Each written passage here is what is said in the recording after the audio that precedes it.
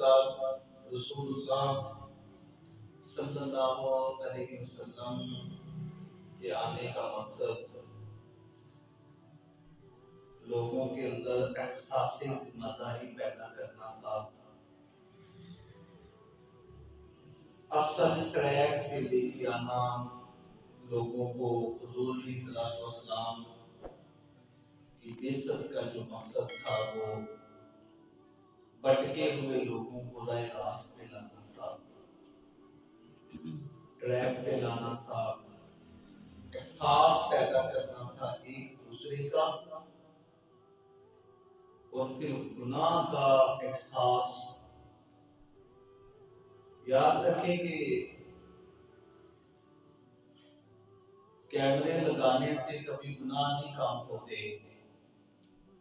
ना ही चौकियां बनाने और थाने बनाने से गुनाह काम होते हैं।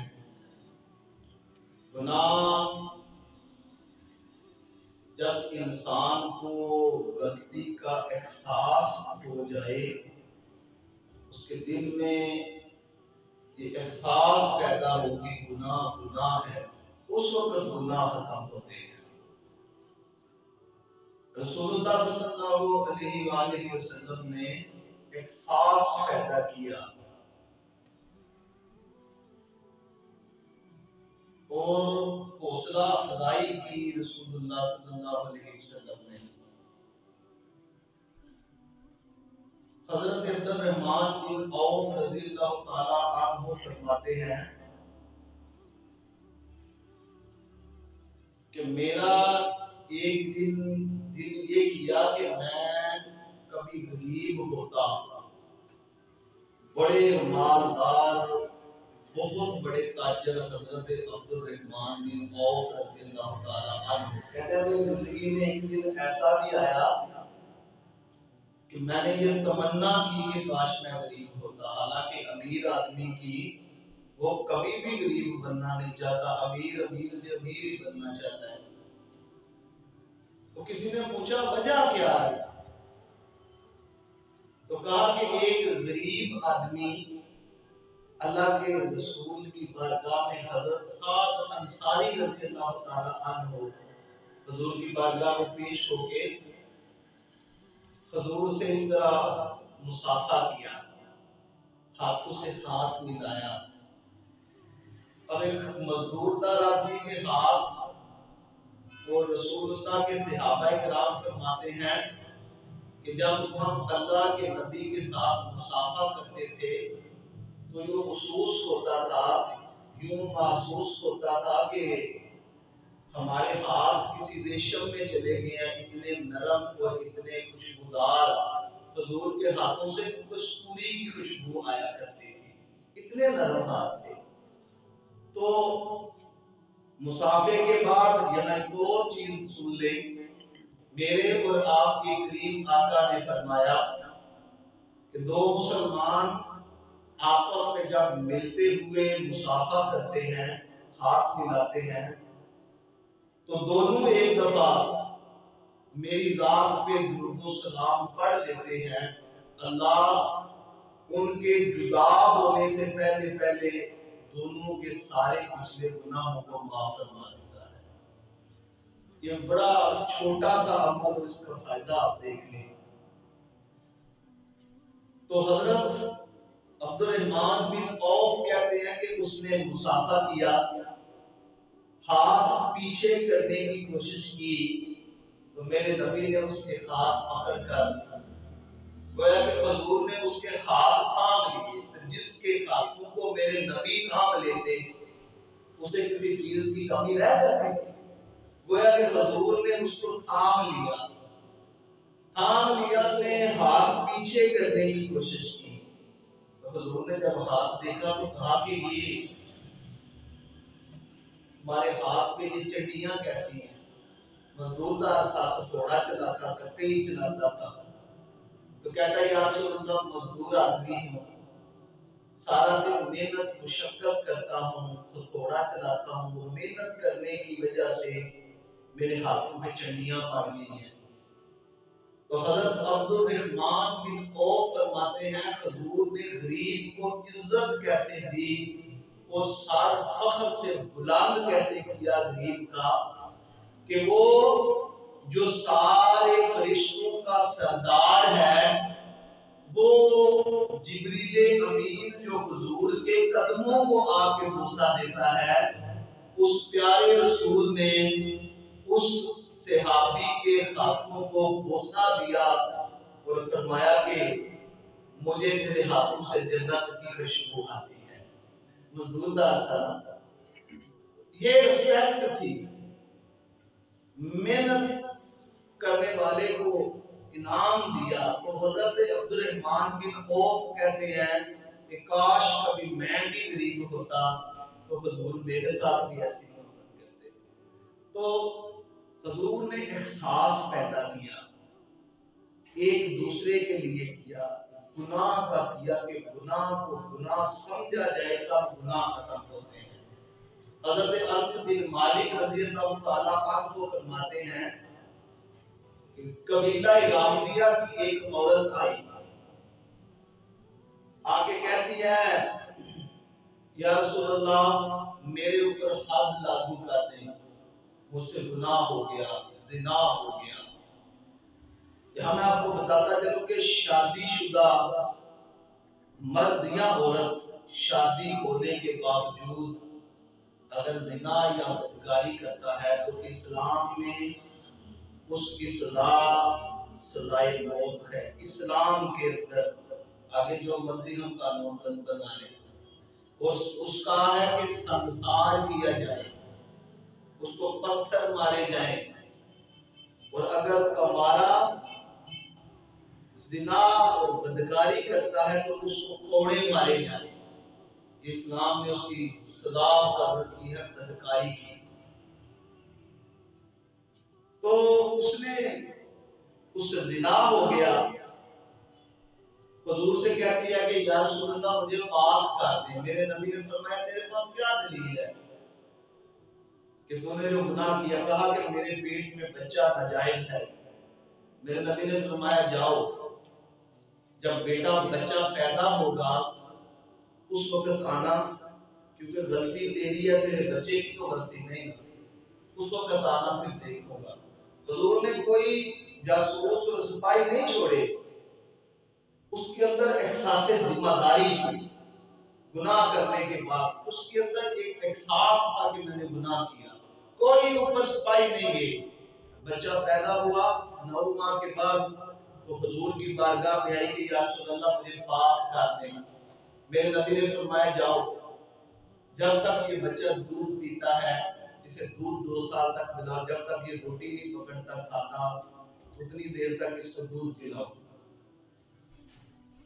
2 سال دودھ پلانے کے بعد قبیلہ غامدیہ کی عورت رسول اللہ کے پاس آئی اور اس وقت اس بچے نے روٹی کا ٹکڑا پکڑا ہوا تھا، تو کہتی ہے یا رسول اللہ مجھے پاک کر دیں، جب میں اپنے گناہ کو رات کو یاد کرتی ہوں تو ساری رات میں روتی رہتی کہ اگر اسی حالت میں مر گئی تو مجھے تو سیدھا دوزخ میں جانا پڑے گا، تو آقا کرم فرمائیں مجھے پاک کر دیں۔ یہ احساس تھا، گناہ کرنے کے بعد ندامت تھی۔ آج ہم ہیں تو اپنے دامن میں اتنے گناہ لیے پھر رہے ہیں اور ہمیں یہ اس چیز کا احساس نہیں کہ یہ گناہ کا کام ہے، اور گناہ کو ہم نے سمجھا ہی نہیں نا۔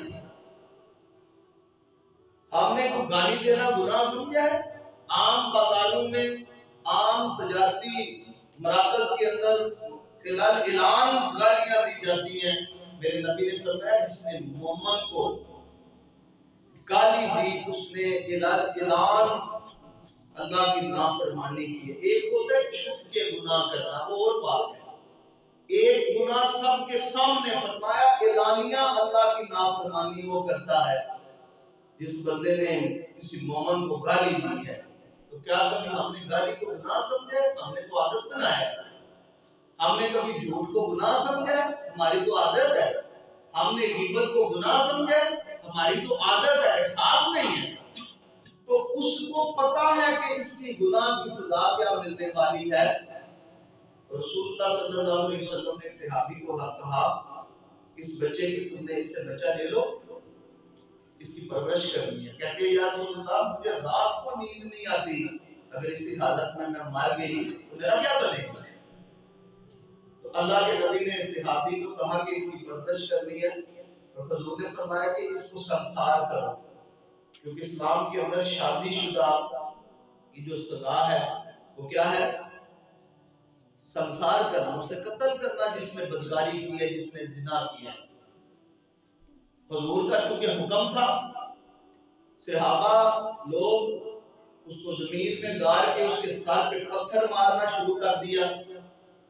حضور اپنے حجرے میں، یہ میرے نبی کی شفقت دیکھیں، جس طرح بندہ اس کی طبیعت وفادار نہیں ہو جاتی، طبیعت میں کتاہٹ پیدا ہوگی، طبیعت میں تیزی پیدا ہوگی، کبھی ادھر چلتے ہیں کبھی ادھر چلتے ہیں کبھی ادھر چلتے ہیں کبھی ادھر چلتے ہیں، اپنی امت کے لیے کہ اس عورت کے ساتھ ہی کیا ہو رہا ہے.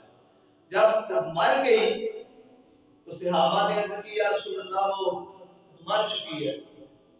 میرے نبی نے فرمایا کہ اس کے کفن کا بندوبست کرو، اس کے غسل کا بندوبست کرو. ہاں جب غسل اور کفن کا بندوبست کر دو مجھے بلا لینا، میں خود محمد اس عورت کا جنازہ پڑھاؤں گا. میں خود اللہ کا رسول، اس نے گناہ کیا ہے، فرمایا خود میں اس کا جنازہ پڑھاؤں گا. جب اللہ کے نبی نے اس عورت کا جنازہ پڑھایا، حضرت انس بن مالک رضی اللہ تعالیٰ عنہ فرماتے ہیں ہم نے دیکھا کہ حضور کی طبیعت اتنی اضطراب میں آ چکی تھی کہ جتنا ٹائم اونٹ کو ذبح کر کے اس کی کھال اتار کے اس کا گوشت کر کے تقسیم کرنے میں لگتا ہے نا ٹائم، اتنی دیر تک اللہ کے نبی اس عورت کے لیے دعائیں کرتے رہے کہ یا اللہ اسے معاف فرما. اتنی دیر تک، جتنی دیر تک اونٹ کو ذبح کر کے کھال اتار کے گوشت کر کے تقسیم کرنے میں ٹائم لگتا ہے. حضرت انس کہتے ہیں حضور اس عورت کے لیے اتنی دیر تک دعائیں کرتے رہے. جب جنازہ پڑا تو ایک صحابی کی آواز آئی کہ اس کے لیے یا رسول اللہ کیوں دعائیں کر رہے ہیں، اس نے تو زنا کیا ہے.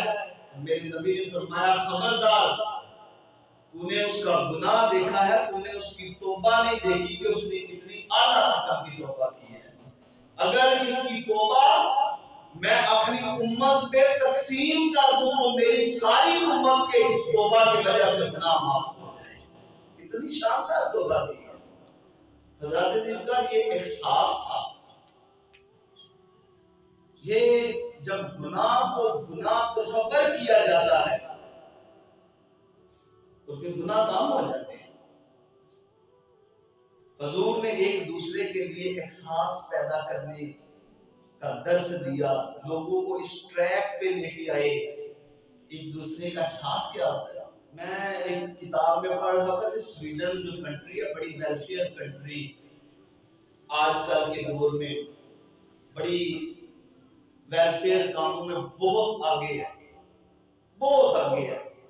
اس کی ہسٹری یہ ہے کہ ایک وقت تھا کہ اس کنٹری سے کئی لاکھوں ہزاروں لاکھوں لوگ غربت کی وجہ سے کہیں ہم مر نہ جائیں، یہاں تو روٹی بھی نہیں ملتی، دوسرے ملکوں میں چلے گئے. جب چلے گئے تو اس ملک کے لوگوں کے ڈاکٹر، تاجر، سخی لوگ، اچھے لوگ اکٹھے ہوئے اور انہوں نے سوچا کہ اگر ایسے ہی لوگ اس ملک سے دوسرے ملک جانے لگے تو یہ تو ختم ہو جائے گی کنٹری، ہمارا ملک تو ختم ہو جائے گا. ہمیں کیا کرنا چاہیے اس کی فلاح و بہبود کے لیے؟ کچھ ایسے کرنا چاہیے کہ لوگوں کو یہاں روزگار میسر ہو، لوگوں کو جہاں اس ملک کے اندر جینے کا حق حاصل ہونا چاہیے. ہر ایک کی پہنچ میں جو ضروریات زندگی کی چیزیں ہیں وہ ان کی پہنچ میں ہونی چاہیے. انہوں نے کیا کیا کہ حکومت کو پیچھے چھوڑا، ہم ہر چیز حکومت پہ ڈال دیتے ہیں. حکومتوں کی وجہ سے کبھی انقلاب نہیں آیا. جب بھی انقلاب آیا ہے اس ملک کے رہنے والے لوگوں کی وجہ سے انقلاب آیا ہے. یہ یاد رکھنا ہے، جب تک ہم بیدار نہ ہوں گے۔ حکومت تو کمزور ہے بیچاری، وہ مقروض بھی ہے، کمزور بھی ہے، وہ کیا کرے؟ ہم نے اپنے حصے کا دیا کس طرح جلانا ہے، اینٹ پہ اینٹ رکھتے جائیں۔ اگر اسی طرح، اور آج وہ جو لوگوں کی تنظیمیں بنی، سخی لوگ تھے، تاجر تھے، ڈاکٹر تھے، سارے آگے آگے، کہا کہ حکومت کو پیچھے چھوڑ دیں۔ اب ہم دیکھتے ہیں کہ لوگوں کی کس طرح مدد کرنی ہے۔ آج وہ بہترین ممالک کے اندر ایک ملک سویڈن پایا جاتا ہے جہاں ویلفیئر کے کام سب سے زیادہ ہوتے ہیں۔ ان کے لوگوں کے اندر بیداری پیدا ہوئی، شعور پیدا ہوا، وہ کھڑے ہو گئے۔ آج وہ دیکھیں کہاں سے کہاں تک پہنچ گیا۔ تو رسول اللہ صلی اللہ علیہ وسلم نے لوگوں کے اندر احساس پیدا کیا، ذمہ داریاں پیدا کی کہ ہم نے کس طرح کس کو لے کے چلنا ہے۔ تو حضرات دیوکار حاتم طائی کے بارے میں، چلو یہ میں ٹائم ملا تو یہ میں بعد میں بات بتاؤں گا۔ ہم نے ہر چیز کس کے اوپر چھوڑ دی ہے؟ ہم نے نہیں کرنا، دوسرے لوگوں نے کرنا نہیں۔ جب ہم خود آگے آئیں گے نا کاموں میں، اینٹ پہ اینٹ رکھتے جائیں گے، لوگ ویلفیئر تنظیمیں بنتی جائیں گی، لوگوں کے اندر احساس پیدا ہوگا، بہت سے غرباء کے لیے ہسپتال لوگ ہی بنا دیں گے، حکومت نہ بنائے، اللہ نے اتنا دیا ہے۔ اگر اس طرح کی ویلفیئر تنظیمیں آ جائیں تو بہت سے بے گھروں کو گھر لوگ بنا دیں گے، اللہ نے اتنا دیا ہے مال لوگوں کو۔ اور لوگوں کے اندر احساس ذمہ داری اگر پیدا ہو جائے، بہت سی غریب بچیوں کی شادیاں وہ خود کر دیں گے۔ بہت سے ایسے لوگ جن کے بچے تعلیم حاصل کرنے سے قاصر ہیں، ان کی تعلیم کا بندوبست ہو جائے گا تو ملک جو ہے وہ اوپر چڑھنا شروع ہو جائے گا۔ جب ہمارے اندر احساس ذمہ داری پیدا ہوگی، ہم یہ چاہتے نہیں ہیں، ہم پیسہ خرچ کرنا نہیں چاہتے، احساس نہیں کرنا چاہتے، لوگوں کے لیے سہولت کا معاملہ نہیں کرنا چاہتے، بس ہم اپنی بہتری کے لیے سوچ رہے ہیں اور اپنی بہتری کی جو ہے کر رہے ہیں، ایسے نہیں ہوتا۔ آخری بات شاید یہ اسی پہ ختم ہو جائے۔ تو بنی اسرائیل کے اندر اللہ کے نبی صحابہ کو بتا رہے ہیں، میں آپ کو بتا رہا ہوں، بنی اسرائیل کے اندر ایک بندہ مر گیا تو فرشتوں کے سامنے پیش کیا گیا، فرشتے آئے، ہاں بھائی بتاؤ کوئی لے کے آئے ہو؟ کہتا ہے کچھ نہیں، زیرو، میری بالکل نامہ مال میں کوئی نیکیاں نہیں ہے، میں زیرو۔ فرشتوں نے کہا بھائی کن کے سامنے اعتراف کر دیا؟ فرشتوں کے سامنے جو توازن کریں گے تو اسی وقت تجھے دوزخ میں پھینک دیں گے، ہمارے سامنے اعتراف کر رہے ہو زیرو لے کے آیا ہوں، کوئی نیکی نہیں ہے۔ فرشتوں کا سوچ لو ذرا۔ تو کہا کہ سوچ لیا، میرے پاس ہے ہی کوئی نہیں، کیا بتاؤں کہ میں نے زندگی میں کوئی کام ہی اچھا نہیں کیا۔ وہ فرشتے، اس حضور نے فرمایا وہ فرشتے اسے پکڑ کر اللہ کی بارگاہ میں پیش کریں گے۔ اللہ حالانکہ اللہ سب کچھ جانتا ہے، اس کے باوجود حجت قائم کرنے کے لیے فرشتے کہیں گے کہ اللہ یہ بندہ عجیب غریب باتیں کرتا ہے، کوئی نہ کوئی تو زندگی میں اچھا کام ہوتا ہے نا بندے کا۔